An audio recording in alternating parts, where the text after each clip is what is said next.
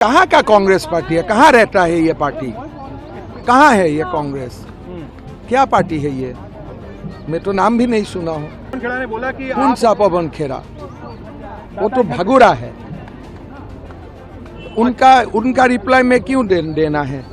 असम चुनाव में अपना वोट डालकर हेमंता बिस्वा शर्मा कांग्रेस के आरोपों वाले सवाल पर बोले, ये कांग्रेस पार्टी कहाँ है? कौन सी कांग्रेस पार्टी? मैंने तो इसके बारे में सुना तक नहीं है। पवन खेड़ा कौन है?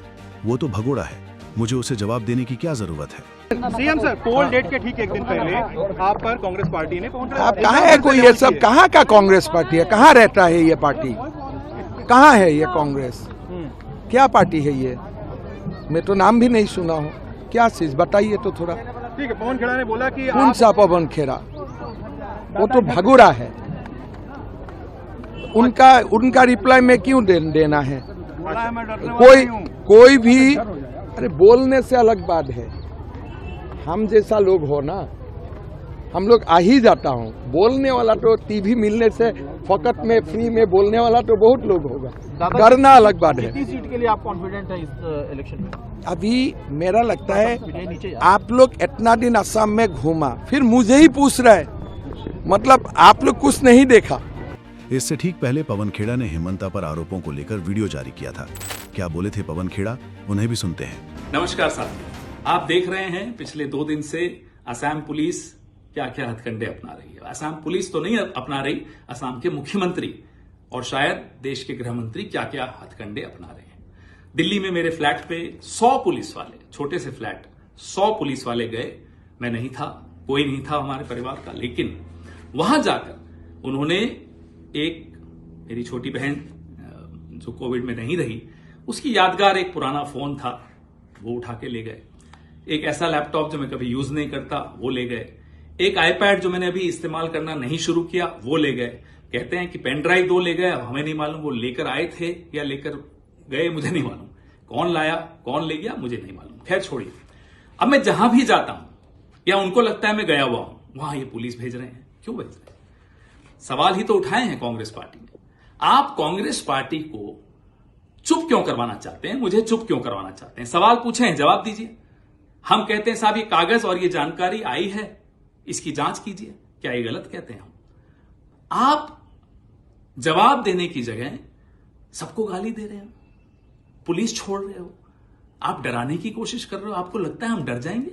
आपकी आदत डराने की हो सकती है शर्मा जी, हमारी आदत डरने की नहीं है। कारण बता देते हैं क्यों।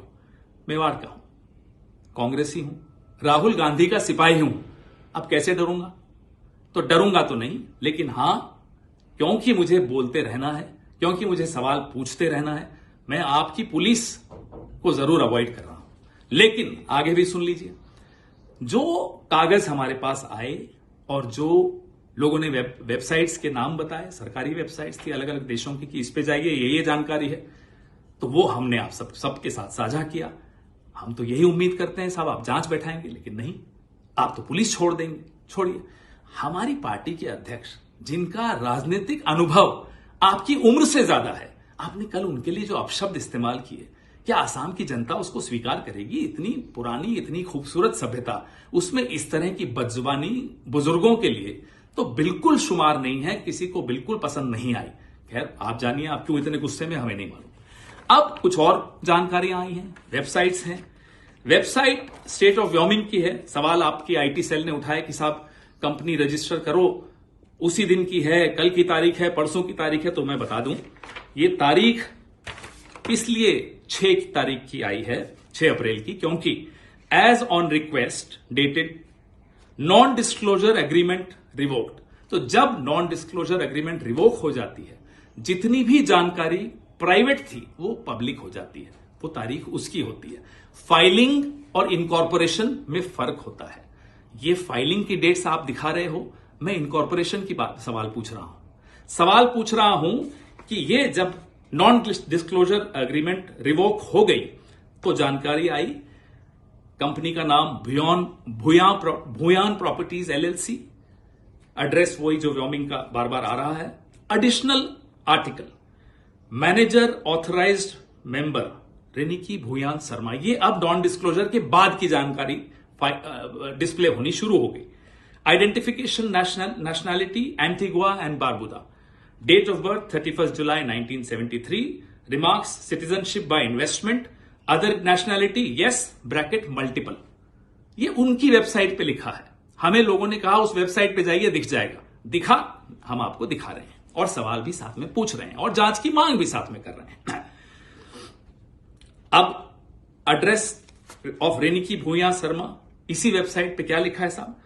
Care of Bhuya properties limited LLC company है व्योमिंग में, उसमें उनका एड्रेस दिया हुआ है Reniki Bhuyan Sharma, Bhuyan properties limited, 96A Plashet grove, London, England, E6 1AB. Other addresses, और भी एड्रेसेस लिखे हुए. 1 address number 1 12 festival city Dubai UAE. Second address Sena Kalyan भवन 195 मोती झील ढाका बांग्लादेश. ये सब व्योमिंग की, स्टेट ऑफ व्योमिंग की वेबसाइट पे, जो नॉन डिस्क्लोजर एग्रीमेंट जब रिवोक हो गई उसके बाद आया. फिर ये रेनिकी जी के बारे में है. अब आइए साहब अगले कागज पे. State of Utah, United States of America, department of commerce, division of corporations and commercial code, domestic limited liability company, certificate of organisation, Rinki Bhuya Sharma asset collective LLC. ये सारे डिटेल्स हैं. ये सारे कागज जो जो हमें आ रहे हैं हम सरकार से, आप सबसे साझा कर रहे हैं. स्टेट ऑफ व्योमिंग और भी हैं. अब मैं बहुत महत्वपूर्ण बात पर भी आने वाला हूं, जो यूके, गवर्नमेंट ऑफ यूके की वेबसाइट है. आप कोई भी उस पर जा सकते हैं. गवर्नमेंट ऑफ यूके ये वेबसाइट है. मैं और ध्यान से दिखा रहा हूं आपको. इस पे जाके क्लिक करिए. Bhuyan properties limited, Bhuyan properties limited, जो कि व्योमिंग में मेंशन्ड है. अब इसका एड्रेस पे आइए. ये इसका रजिस्टर्ड एड्रेसेस और कहां कहां कब कब एड्रेस बदले गए, कौन कौन डायरेक्टर हटाया गया, बनाया गया, ये सारे डिटेल्स आपको इस वेबसाइट पे मिलेंगे. सरकारी वेबसाइट है, यूनाइटेड किंगडम की वेबसाइट है. चेंज रजिस्टर्ड एड्रेस जो लास्ट बदला 16 मार्च 2026 को बदला, 96A Plashet grove, London, E6 1AB से बदलकर 96A Plashet grove, London, E6 1AB on 16 March को यह बदला. ये क्यों बदला, क्या हुआ, हमें नहीं मालूम. उससे पहले बदला, वो उसके पहले जो एड्रेस था वो था 2 Elizabeth Avenue, Ilford, IGI 1TU, England से लेकर अब प्लैशनेट पे आया. एड्रेस भी बदले, कई बार बदले. ये सब हमारे पास जो आया है, लिंक आया, लिंक किसी ने हमें बताया कि इस पे क्लिक करिए मिलेगा. हमने देखा और मिला. अब हमारे सवाल क्या है? इजिप्ट का passport, Golden Pass of UAE, golden visa या जो भी वो कहलाता है, एंटीगुआ बारबाडोस का पासपोर्ट असली है नकली है, हम सरकार में नहीं है. आप जांच करिए. क्या आपने या आपके एजेंट ने या आपके परिवार के किसी सदस्य ने फेक KYC डॉक्यूमेंट्स के जरिए ये शेल कंपनीज खोली, प्रॉपर्टीज खरीदी? ये जांच से ही साबित हो पाएगा. सवाल पूछना हमारा कर्तव्य है, हमारा अधिकार है, वही हम कर रहे हैं. आपका कर्तव्य क्या है? केंद्र सरकार में जो बैठे हैं उनका कर्तव्य क्या है कि वो जांच करें. ये नहीं कि आप हमें डराएं, हमें दौड़ाएं. हम नहीं डरेंगे साहब, हम सवाल फिर भी पूछेंगे और पूछ रहे हैं. अब हमें और भी जानकारी आई है कि शर्मा साहब आपके भाई हैं, शायद असम पुलिस में हैं. उनकी पत्नी और बेटे दुबई में रहते हैं और दुबई में दुबई इंटरनेशनल जो स्कूल है उसकी फीस कितनी है? 21 लाख है साल की. शायद सुना वहां पढ़ते हैं किसी क्रिकेट एकेडमी से. देखिए परिवार क्या करता है हमें कोई मतलब नहीं. परिवार के बच्चों को हम टारगेट पॉलिटिक्स में नहीं करना चाहते, लेकिन सवाल सिर्फ ये पूछ रहे हैं क्या ये सच है, और जवाब आपको देना चाहिए.